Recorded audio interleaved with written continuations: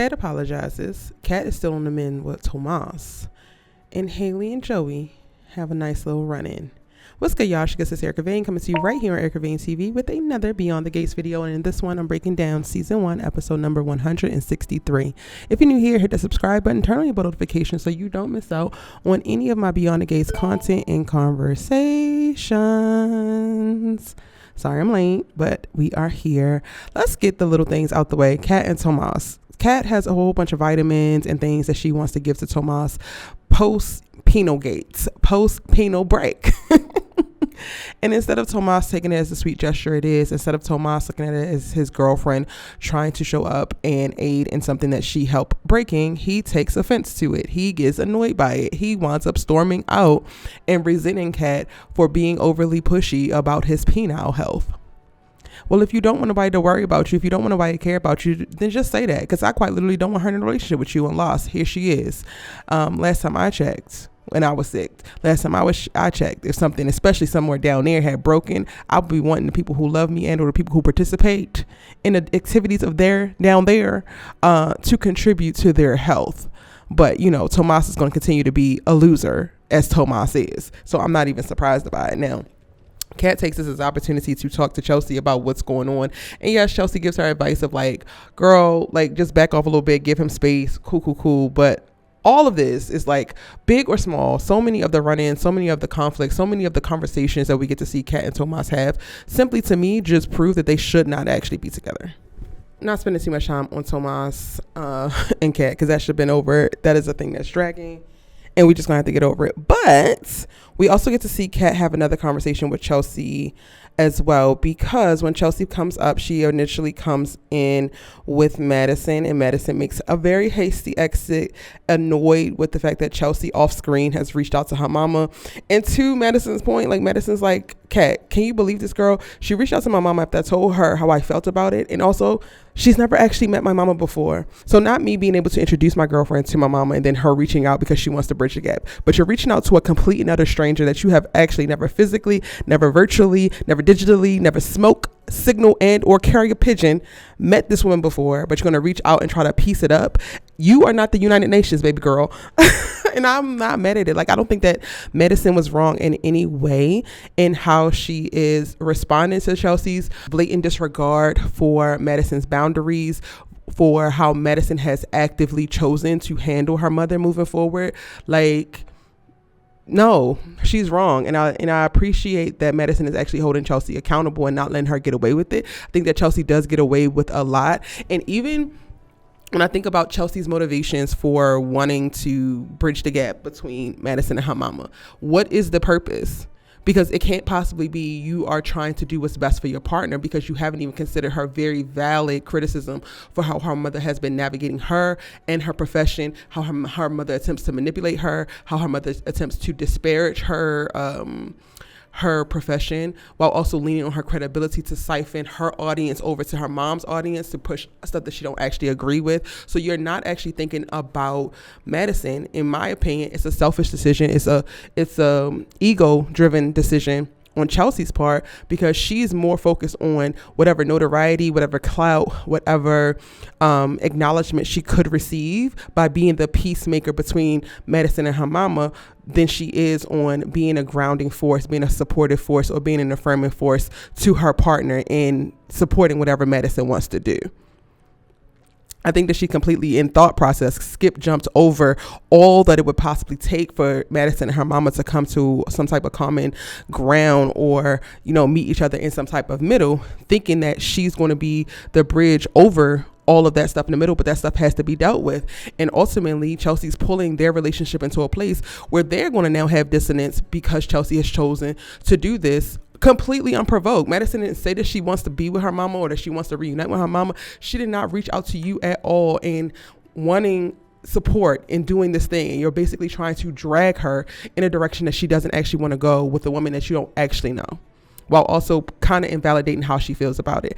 And I love that we get a scene where Madison goes and talks to Nicole about it, and Nicole is just so level-headed, and we just get a great opportunity to see Nicole all the time, in reference to how great she is as a therapist. And it's crazy because we don't actually get to see her with her actual patients, but just seeing how she navigates her family, seeing how she navigates those that are attached to her family, and also how she has navigated her own trials. It just, to me, reinforces how wonderful she is as a therapist. And I'm glad that not only does Madison have her as a colleague, but in Madison kind of like becoming a part of the Duprees by her relationship with Chelsea, she's now shifted into a place of being family and can lean on Nicole in that regard as well. And I thought that was really cool to see. Again, I don't have a problem with not one thing that Madison said.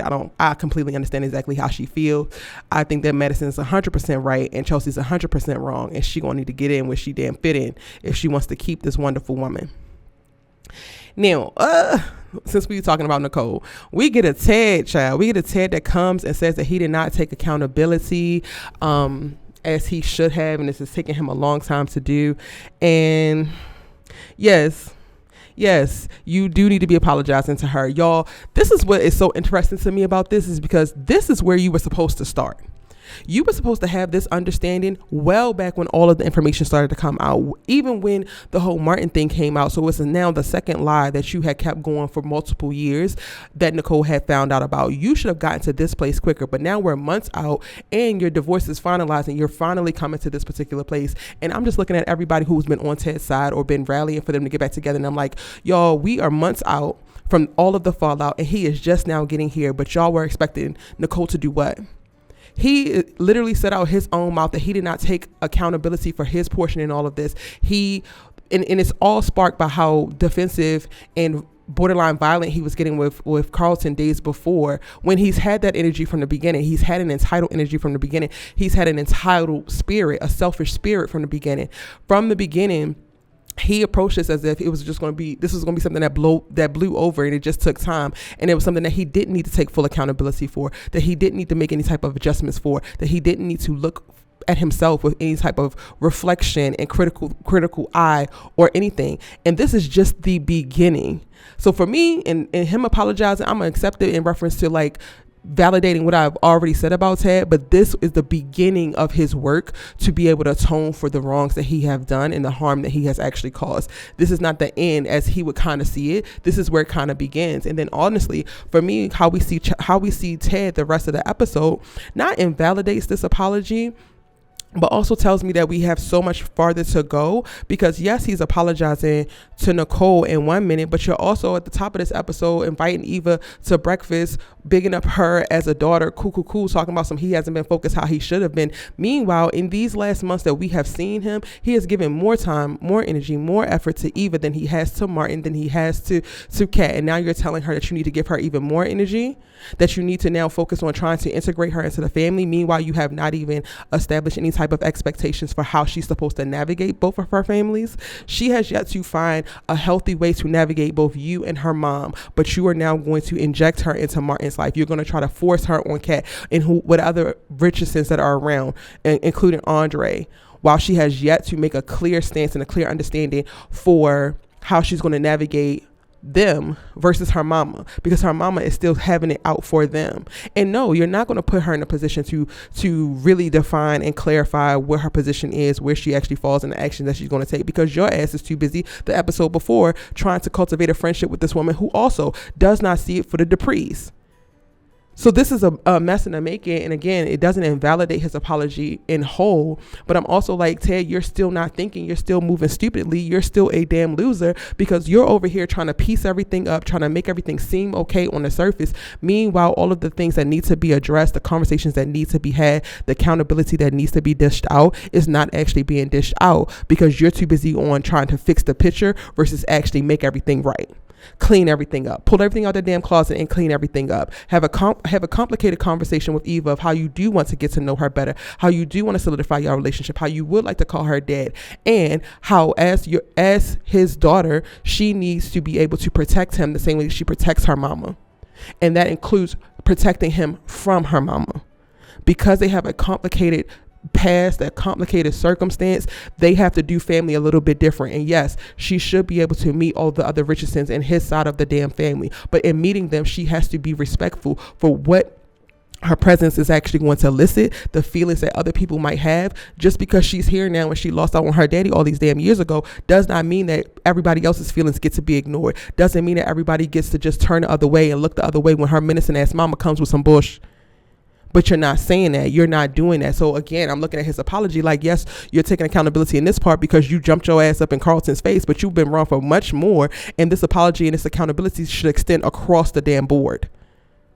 Yes, she was helping you when you was damn drunk, but she also siphoned that information over to her damn mama, which is what? How you ended up in bed with her damn mama. We're going to have that conversation as well, but we're not. So it's like almost Ted, miss me with the too little too late.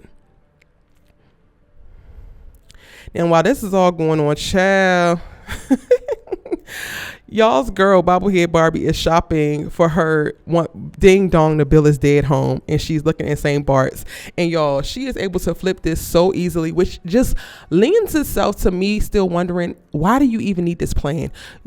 Bill is like putty in your damn hand. It's not one thing that she asked for that Bill doesn't actually give her. So I'm like, why is it that you have to go as far as to kill him? You're looking for a house that you're going to buy with the money that you get after you kill him from the insurance policy. And he decides that he's just going to buy it for you because you mentioned it.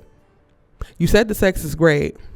Do you want to actually marry somebody else later on? Because it doesn't give that as well. It feels like you should just settle into this scam and you just happened upon a great sucker that you can live out the rest of your days having really great sex and buying whatever you want. And yet and still you're going to go along with your goofy ass plan, and it doesn't make any sense to me. So now we're back in place. We got her motive. We get that she's actually a villain. But now I'm also just like, this makes no actual sense for you to actually continue on with the plan. It seems like you would come up with more. You will get way more than $10 million over the course of the next 20 or 30 years. So why would you actually complete the plan? And Bill, you just keep giving dumb Diddy, and I actually hate that for you. But what I will say is, whether I agree with the plan, whether I agree with how Haley is working, what I will say is she's playing his weak spot, his trigger point like a fiddle. All she has to do is bring up the life that he gave Dani, and now he's competing with himself to try to prove that he's actually in it and he doesn't love Dani, or is not still into Dani, or doesn't still want Dani back, which is also compelling him to do the stupid things like buy this damn house in St. Bart's and only put it in this girl's name. Let's hope that Bill just looks dumb on the surface and he got contingencies in place because he's supposed to be a crackerjack attorney. We'll see about that. But that's what goes down with Mr. and Mrs. Hamilton in this episode.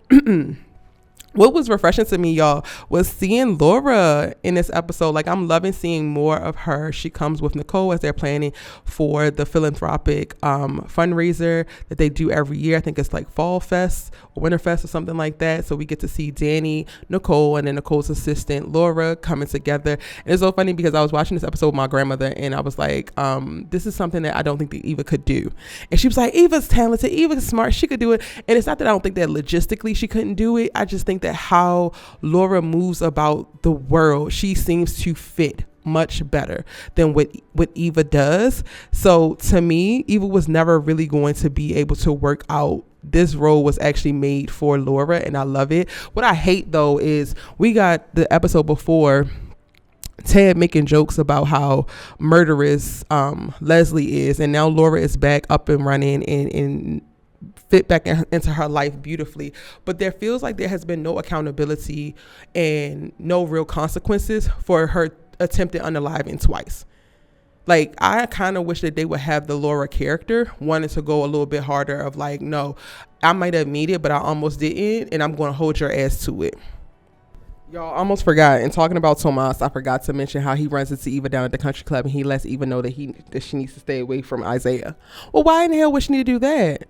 Aren't you already previously engaged, sir?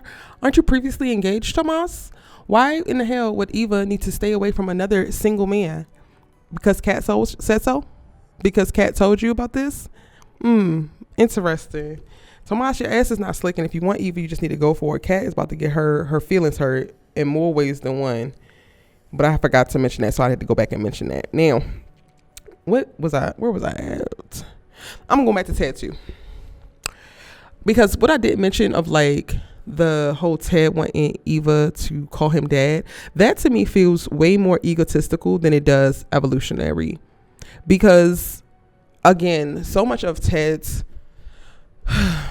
self-worth, so much of how Ted sees himself is what he can project to people. So much of a lot of the people who are in Fairmont Crest is all about the smoke and mirrors of like what they present, who people believe them to be, who they can be perceived to be. And for me, I'm looking at Ted and I'm feeling like you want her to call you dad because you like the idea of what that comes with, and because you have just now bigged up what you see as good in her, you want that to be positively associated with her. Meanwhile, you're not actually showing up as her father just yet. So the act of and the only ways that you have is like paying for her hotel room, which you don't actually do anymore, and giving her this job, which is okay, cool. But to me, wanting to, and I'm not going to go as far as saying demand, because he didn't demand this of her. He definitely asked her to call him dad, while also not being at a place to fully be able to function as a father in her life. And when I say that, I mean being able to speak truth to power in the ways that she is wrong, and not just tell her how great she is, how great she is, how great she is, just because her mother hid her entire damn life. That to me tells me a lot. Like, you are so desperate for this girl to call you dad while also not functioning fully as a father. At this point, to me, it would be better if you felt like a father because you were doing all of these fatherly things than her actually saying a thing and not having to tell her it, but it comes, or to ask her to say it to you, but it comes naturally because of the space that you're taking up in her life, because of the positive impact that you're adding to her life. That's the immediate thought that I had. I literally wrote down, Ted requesting Eva to call him dad feels more egotistical than evolutionary, and I'm standing on it. I think that kind of gets reinforced when we're watching Ted reminisce in this episode. Like, he's reminiscing on the relationship that he's had with her mother.